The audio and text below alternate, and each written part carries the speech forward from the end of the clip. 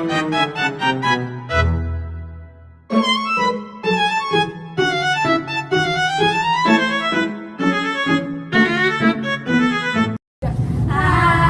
Assalamualaikum warahmatullahi wabarakatuh.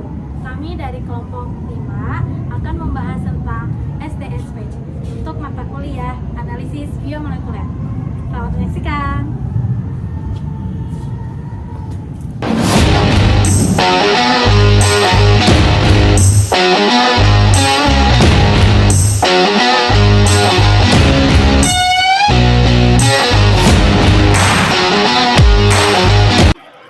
Halo guys, jadi di sini aku bakal ngejelasin tentang SDSP. Mungkin kalian pernah dengar protein itu banyak banget jenisnya. Tapi gimana cara kita bisa ngebedain antara satu protein dengan protein yang lainnya? Nah, disinilah peran SDSP. SDSP ini adalah teknik laboratorium yang digunakan untuk memisahkan protein berdasarkan ukuran molekulnya. Teknik ini tuh penting banget karena setiap protein mempunyai ukuran dan fungsi yang berbeda-beda. Jadi perlu dipisahkan biar bisa dianalisis lebih lanjut. Misalnya buat diidentifikasi, melihat kemurnian, atau penelitian biokimia. Nah, tujuan utamanya tuh ada 3. Yang pertama, untuk memisahkan protein berdasarkan ukuran molekulnya dan menilai kemurniannya. Yang kedua, untuk mengetahui jumlah dan jenis protein di dalam suatu sampel. Dan yang ketiga, untuk memperkirakan berat molekul protein dengan membandingkan hasilnya dengan marker standar. Pengertian SDSP. Apa sih itu SDSP? SDSP adalah singkatan dari sodium dodecyl polyacrylamide gel electrophoresis, yang dimana dia itu dilakukan secara sederhana. Ini adalah teknik electrophoresis yang digunakan untuk memisahkan protein berdasarkan berat molekul, jadi bukan berdasarkan muatan atau bentuk aslinya. SDS adalah deterjen amniotik kuat yang berperan penting dalam memastikan pemisahan protein ini berdasarkan ukurannya saja. Nah, itu ada 2, yaitu yang pertama sebagai agen denaturasi, di mana SDS ini merusak ikatan non-kovalen yang mempertahankan 3 dimensi protein, yaitu tersier dan kuartener, yang dimana membuat protein ini kehilangan bentuk asli dan juga berubah menjadi rantai polipeptida linier. Nah, yang kedua itu ada pemberi muatan negatif, di mana SDS ini menempel pada polipeptida dengan rasio kurang lebih itu molekulnya SDS-nya adalah 2 asam amino. Jadi, lapisannya itu memberi muatan negatif yang proporsional pada rantai panjang. Jadi, semakin kecil protein, maka akan semakin cepat bergerak melalui polygel polyacrylamida. Selanjutnya, prinsip kerja SDSP bekerja dengan prinsip pemisahan protein berdasarkan perbedaan berat molekulnya. Sebelum dijalankan, protein itu didenaturasi oleh SDS agar berubah dari bentuk kompleks menjadi bentuk sederhana dan bermuatan negatif.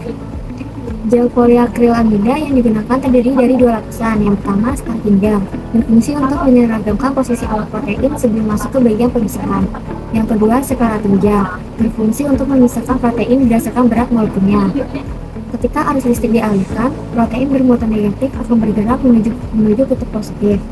Protein dengan ukuran kecil bergerak lebih cepat menembus pori-pori gel dibanding protein berukuran besar, sehingga terbentuk pita-pita protein sesuai ukurannya. Setelah proses elektroforesis selesai, protein yang tidak berwarna diberi pewarna seperti kombinasi brilliant blue agar pita protein dapat terlihat dan dianalisis berdasarkan berat molekulnya.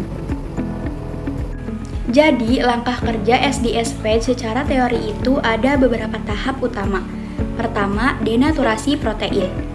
Di tahap ini, protein dicampur dengan SDS dan beta-merkaptetanol lalu dipanaskan. SDS berfungsi memberi muatan negatif seragam pada protein, sedangkan beta-merkaptetanol memutus ikatan disulfida. Jadi, bentuk protein jadi linear. 2. Pembentukan gel polyacrylamide. Gel ini dibuat dari akrilamida dan bisakrilamida yang dipolimerisasi dengan bantuan amonium persulfat dan TMAD. Gel terbagi 2, yaitu gel penumpuk dengan pH 6,8 dan gel pemisah dengan pH 8,8.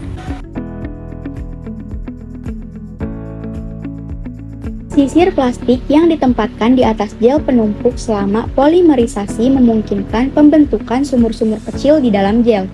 Setelah gel terpolimerisasi sempurna, sisir dilepas dan kaset gel ditempatkan secara vertikal di antara 2 elektroda. Elektroda positif terletak di bagian bawah gel, sedangkan elektroda negatif diposisikan di bagian atas gel.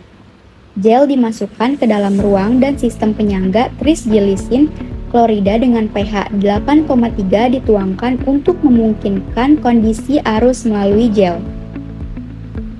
SDS juga terdapat dalam gel dan dalam penyangga berjalan untuk memastikan bahwa setelah protein terdenaturasi, protein tersebut tetap seperti itu selama proses berjalan. Setiap sampel dipipet ke dalam sumurnya sendiri di dalam gel. Dan seperti yang telah kita lihat sebelumnya, bromofenol biru dan gliserol terdapat dalam sampel. Bromofenol biru adalah pewarna yang berguna untuk memvisualisasikan sampel di dalam sumur dan gliserol, meningkatkan densitas sampel dan digunakan untuk membuat sampel jatuh ke dasar sumur sampel, alih-alih mengalir keluar dan bercampur dengan buffer. Ketiga, penerapan medan listrik. Setelah sampel dimasukkan ke dalam sumur gel, arus listrik diberikan.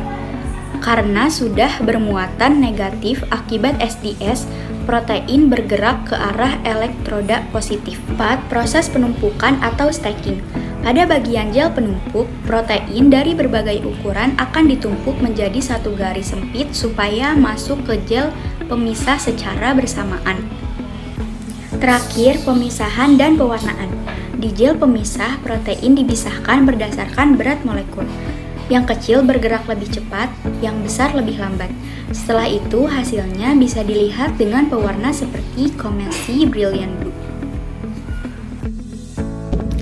Karena ukuran bromofenol biru lebih relatif kecil, maka ia akan bergerak lebih cepat dibandingkan protein. Dengan adanya kontrol optik berwarna yang bermigrasi dapat menghentikan elektroforesis sebelum pewarna sepenuhnya bermigrasi melalui gel dan meninggalkannya. Setelah dielektroforesis, kita bisa melihat protein di dalam gel yang telah dipisahkan berdasarkan ukurannya. Protein yang lebih kecil itu akan bergerak lebih cepat jika dibandingkan dengan protein yang berukuran lebih besar. Untuk melihatnya, kita perlu mewarnai gel menggunakan biru komasi sehingga protein bisa muncul sebagai pita biru dengan latar belakang yang jernih. Kita juga bisa memuat penanda berat molekul dengan jalur terpisah sehingga bisa memperkirakan ukuran protein dalam sampel. Gel penumpuk itu memastikan semua protein masuk ke dalam gel pemisah secara bersamaan sehingga pita terlihat jelas dan tajam. Di protein ladder adalah standar ukuran untuk menentukan berat molekul, dan sampel 1 adalah pita-pita protein yang berhasil dideteksi oleh antibodi tubuh kita.